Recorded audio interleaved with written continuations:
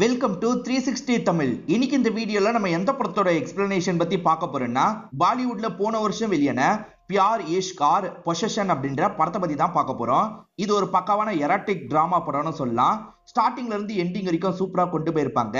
இந்த படத்தோட கதை உங்க எல்லாருக்குமே பிடிக்கும்னு நம்புறேன். ஒரு பெரிய ஆர்டிஸ்ட் தன்னோட ஒய்ஃபு கூட நிம்மதியான ஒரு வாழ்க்கையை வாழ்ந்துட்டு இருக்காரு. ஆனா அந்த ஒய்ஃபுக்கு பணம் ரொம்ப முக்கியமா படுது.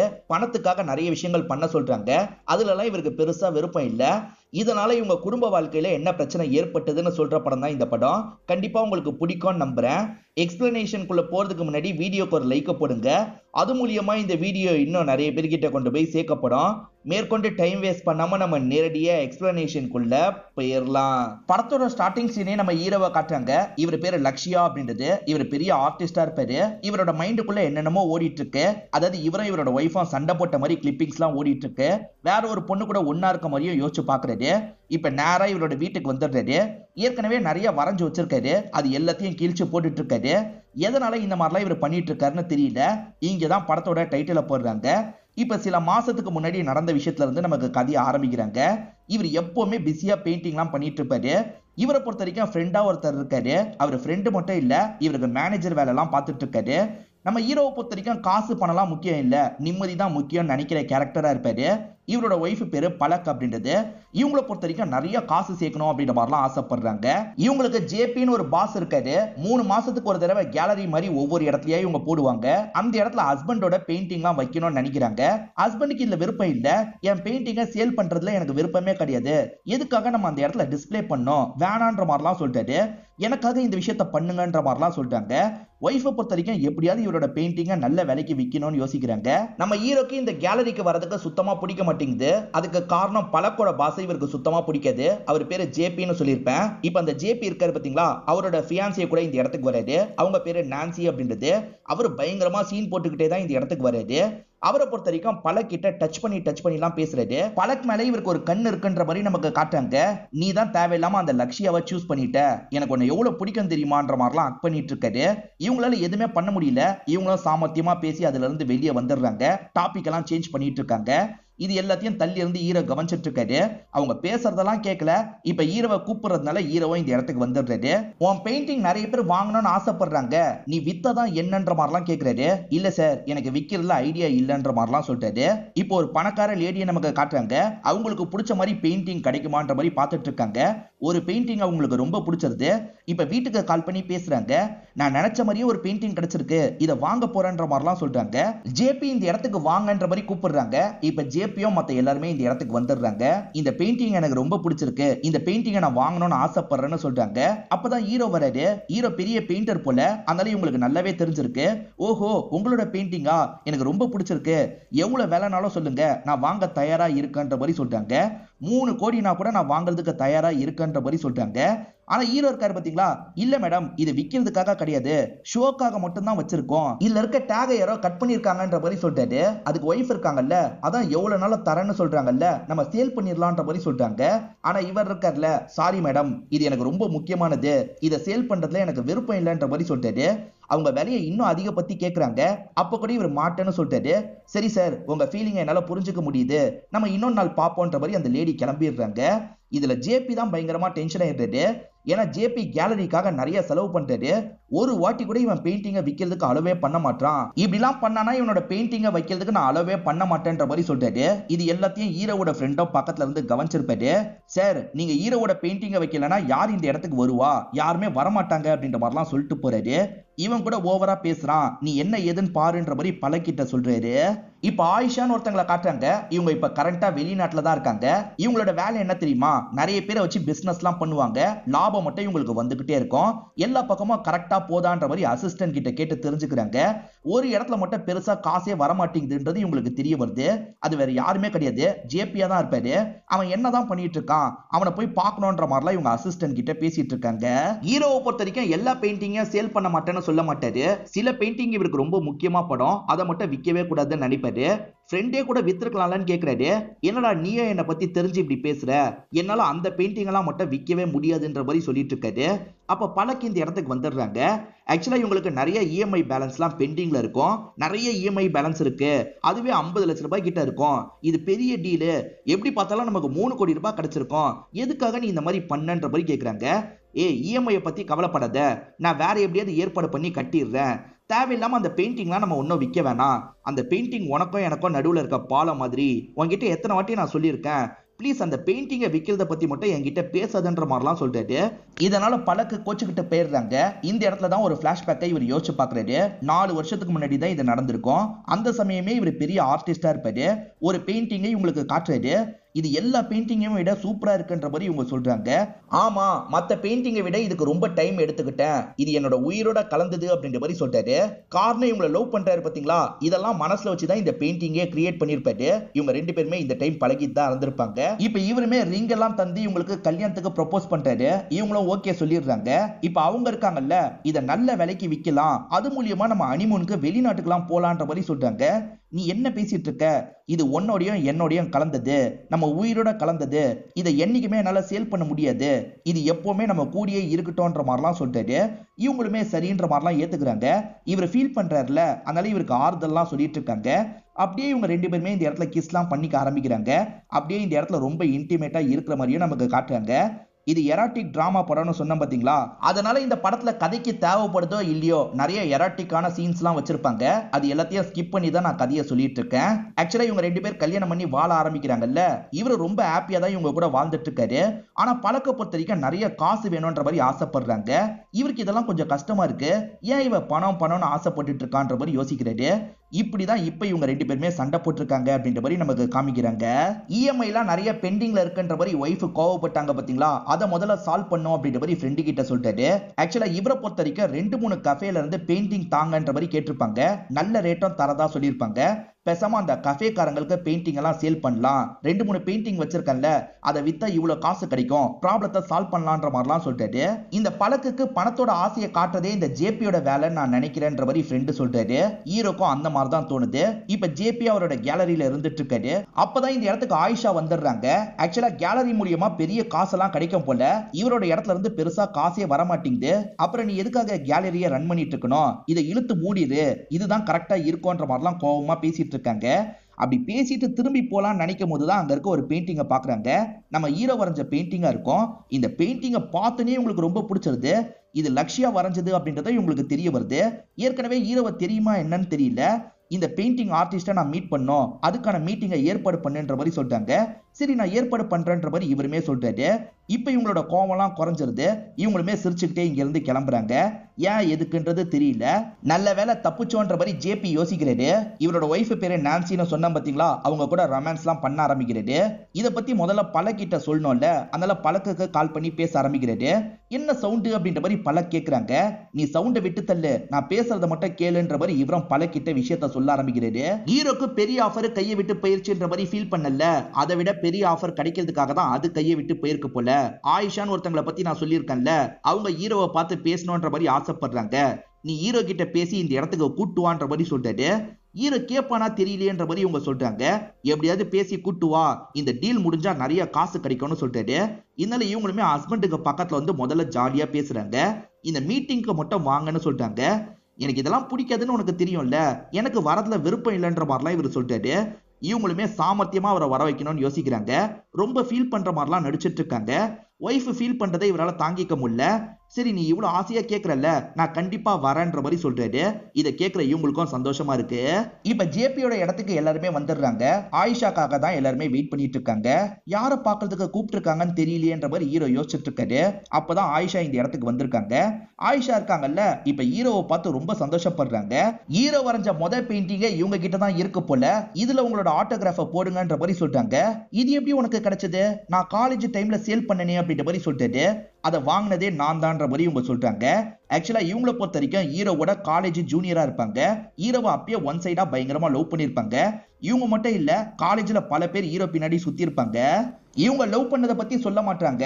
ஆனா காலேஜ் டைம்ல எல்லாருமே லக்ஷ்யாவை தான் சுத்தி சுத்தி வருவாங்கன்ற மாதிரிலாம் பாராட்டுற மாதிரி சொல்லிட்டு இருக்காங்க.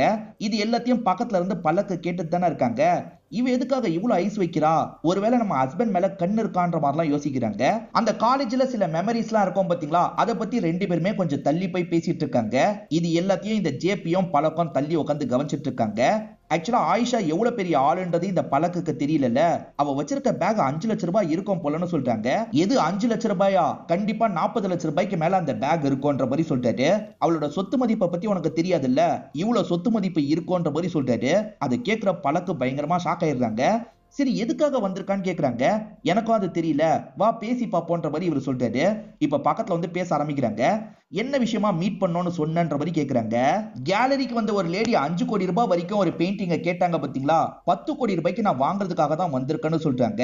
ஆனா இவருக்கு தான் சுத்தமா விருப்பம் இல்லைல்ல, இவருமே என்ன இவ்வளவு வாங்குறதுக்காக வந்திருக்காளா அப்படின்ற மாதிரி யோசிக்கிறாரு. பழக்கம் இருக்காங்கல்ல, அப்படியா நாங்க உடனே தரதுக்கு ரெடியா இருக்கோன்ற மாதிரிலாம் சொல்றாங்க. என்ன ஒய்ஃப் இப்படி பேசுறான்ற மாதிரி இவர் ஷாக் ஆயிடுறாரு. பலக் நீ கொஞ்சம் அமைதியா இருன்ற மாதிரி இவர் பேச ஆரம்பிக்கிறாரு. எனக்கு அந்த பெயிண்டிங்கை விற்கிறதுல சுத்தமா விருப்பமே கிடையாது, சாரின்ற மாதிரிலாம் சொல்றாரு. சாரிலாம் சொல்லாதீங்க, அது உங்களோட பெயிண்டிங், உங்களோட முடிவு தான், உங்களோட ஃபீலிங்ஸை என்னால புரிஞ்சுக்க முடியுதுன்ற மாதிரி சொல்றாங்க. சரி இன்னொரு நாள் பாப்போன்ற மாதிரி இங்க இருந்து கிளம்பிடுறாங்க. வீட்டுல பழக்கம் இருக்கும் போது ஒரு காஸ்ட்லியான கிஃப்டை மேனேஜர் கொண்டு வந்து தராரு. ஆயிஷாவோட மேனேஜர் தான் கொண்டு வந்து தராரு. அது ஒரு டைமண்ட் வாட்சா இருக்கும். இவ்வளவு காஸ்ட்லியான கிஃப்ட் எதுக்கு தந்திருக்கான்னு யோசிக்கிறாங்க. அதுலயே இவங்க என்ன பண்ணணும்ன்றதையும் ஆயிஷா எழுதியிருக்காங்க. அதாவது அந்த பெயிண்டிங் எனக்கு வேணும், உன் ஹஸ்பண்ட் கிட்ட எப்படியாவது பேசி ஓகே பண்ணுன்ற மாதிரி தான் எழுதியிருக்காங்க. இப்ப ஹஸ்பண்ட் நைட்டு நல்ல மூட்ல இருக்காரு. இவங்களுமே ஜாலியா பேசுற மாதிரி அவரை நெருங்குறாங்க. அவர்கிட்ட பொறுமையா இந்த விஷயத்த ஆரம்பிக்கிறாங்க. ரெண்டு பேருமே ஒன்னா இருக்கும் போதுதான் இந்த விஷயத்த சொல்றாங்க. இவருமே சட்டுன்னு விலகி போயிடுறாரு.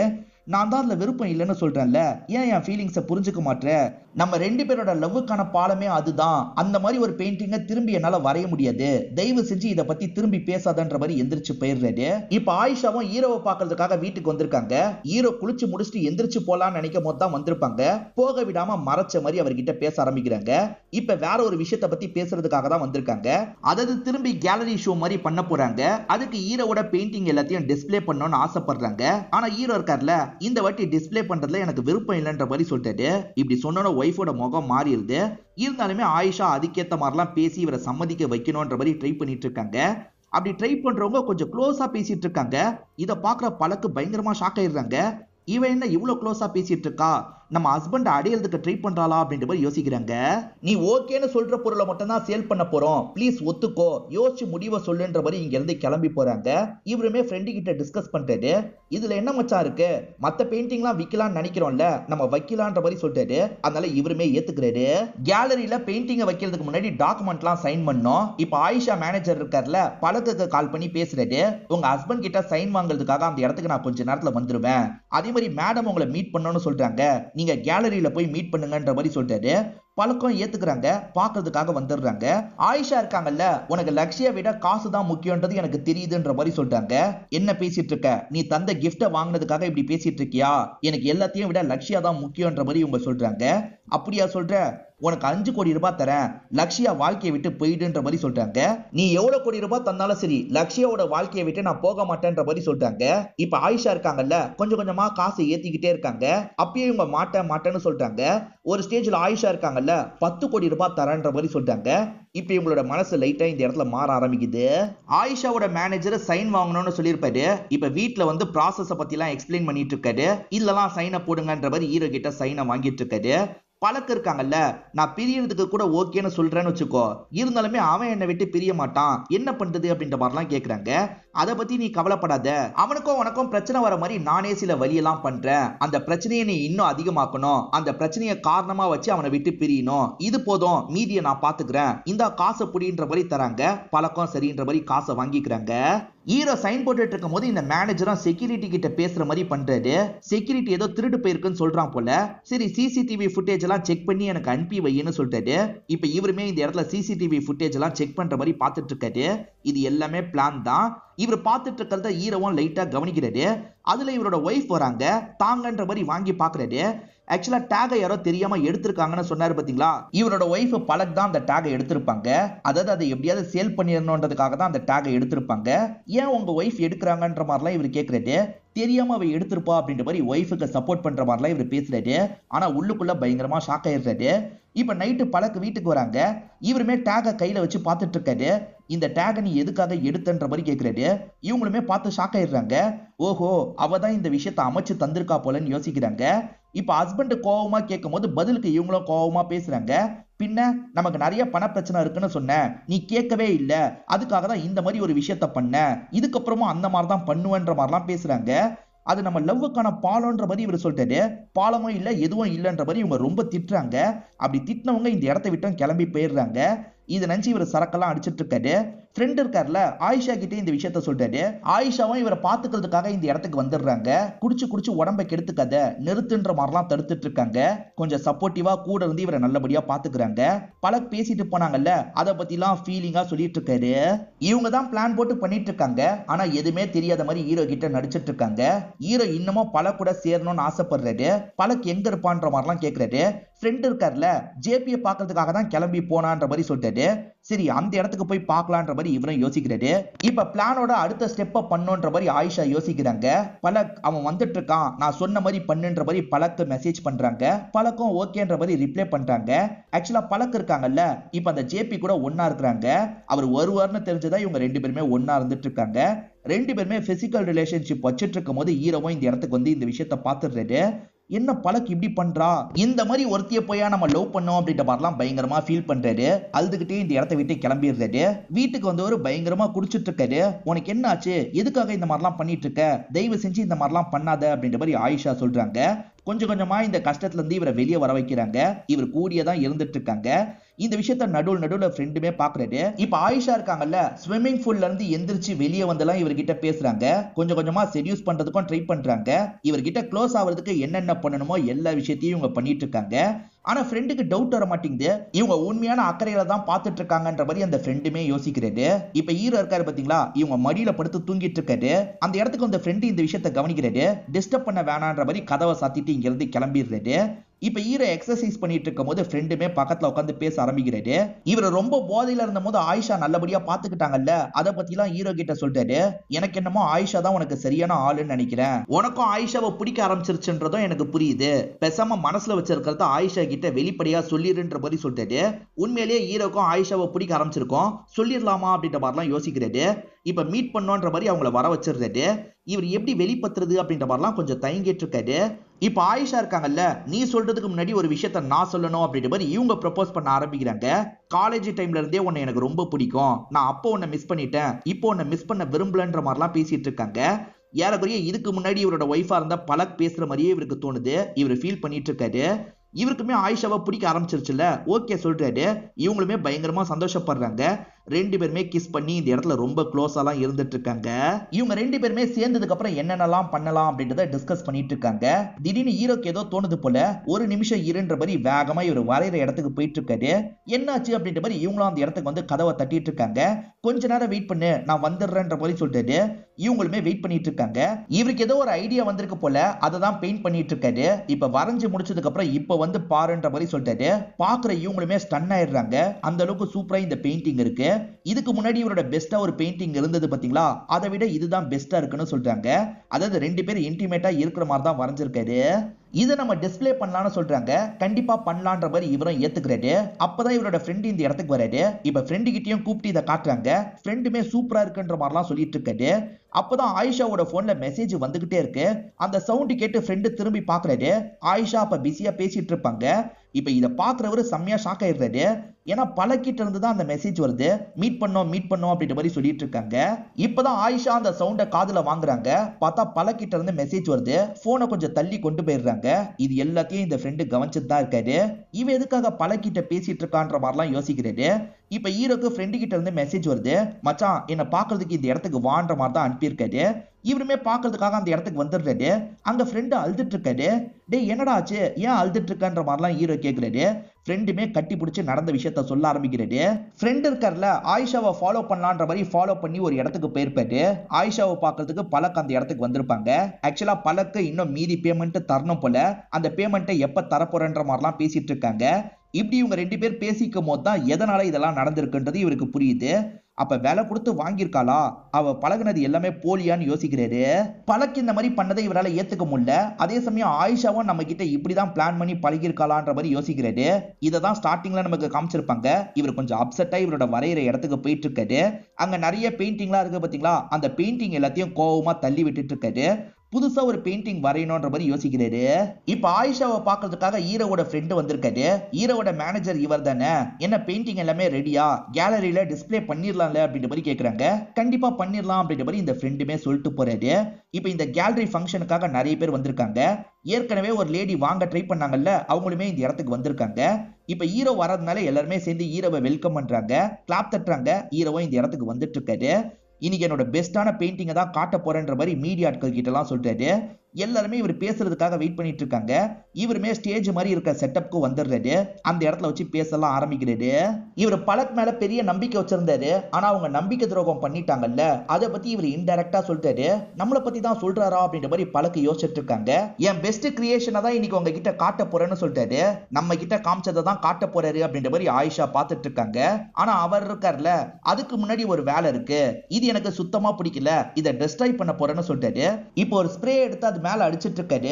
இதுவே சூப்பரா தானே இருக்கு, எதுக்காக இப்படி பண்றாருன்ற மாதிரி எல்லாருமே பார்த்துட்டு இருக்காங்க. பலக்கு துரோகம் பண்ணதை இன்டைரக்டா சொன்னாரு பாத்தீங்களா, ஆயிஷா இந்த மாதிரி நம்பிக்கை துரோகம் பண்ணதை பத்தியும் இன்டைரக்டா சொல்லிட்டு இருக்காரு. அதை எடுத்துட்டு வான்ற மாதிரி வேற ஒரு பெயிண்டிங்கை எடுத்துட்டு வர வச்சிருக்காரு. இவங்க 2 பேருமே துரோகம் பண்ணது தெரிஞ்சோன்னா கோவமா இருந்தாரு பாத்தீங்களா, அப்ப வீட்டுக்கு போய் தான் இந்த விஷயத்தை வரைஞ்சிருப்பாரு. அதாவது ஒருத்தன் தனியா இருக்கிற மாதிரி வரைஞ்சிருப்பாரு. இதுதான் என்னோட பெஸ்ட் கிரியேஷனா நான் நினைக்கிறேன், இதை நான் சேல் பண்றதுக்கு முடிவு பண்ணிருக்கேன், யாரெல்லாம் வேணுமோ கேட்கலான்ற மாதிரி சொல்லிட்டாரு. இங்க பிட்டிங் மாதிரிலாம் நடக்குது. எல்லாருமே ஒவ்வொரு அமௌண்ட் சொல்றாங்க. 50 லட்சம் ரூபாயில இந்த பிட்டிங் ஆரம்பிச்சிருக்கோம். ஆனா எல்லாருமே அமௌண்ட்டை ஏத்திக்கிட்டே இருக்காங்க. அந்த அமௌண்ட் இருக்கு பாத்தீங்களா, 10 கோடி ரூபாயை தாண்டி போகுது. என்ன 10 கோடி ரூபாயை தாண்டி போகுதுன்ற மாதிரி எல்லாருமே ஆச்சரியப்பட்டு இருக்காங்க. ஒரு ஸ்டேஜ்ல 30 கோடி ரூபாய்க்கு அது போய் நிக்குது. ஏற்கனவே ஒரு லேடி வாங்கணும்னு ஆசைப்பட்டாங்க பாத்தீங்களா, அவங்க தான் 30 கோடி ரூபாய் தந்து இதை வாங்குறதுக்கு முடிவு பண்ணிருக்காங்க. இவருமே அவங்களுக்கு நன்றி சொல்றாரு. அதே மாதிரி பலக்க முறைச்சு ஒரு பார்வை பாக்குறாரு. அதே மாதிரி ஆயிஷாவை முறைச்சு ஒரு பார்வை பாக்குறாரு. எதுவுமே பேச முடியாம தலையை தொங்க போடுறாங்க. இப்ப இவரோட ஃபேன்ஸ் இருக்காங்கல்ல, இவர் கூட சேர்ந்து சந்தோஷமா போட்டோ எல்லாம் எடுத்துட்டு இருக்காங்க. இதோடைய ஹாப்பியா இந்த படத்தோட கதையை நமக்கு முடிச்சிடுறாங்க. இந்த கதை உங்க எல்லாருக்குமே பிடிச்சிருக்கோன்னு நம்புறேன். இந்த வீடியோ உங்களுக்கு பிடிச்சிருந்ததுன்னா லைக் பண்ணுங்க, கமெண்ட் பண்ணுங்க, மறக்காம 360 தமிழ் சேனலை சப்ஸ்கிரைப் பண்ணுங்க. தொடர்ச்சியா இந்த மாதிரி வீடியோக்கள் வந்துகிட்டே தான் இருக்கும்.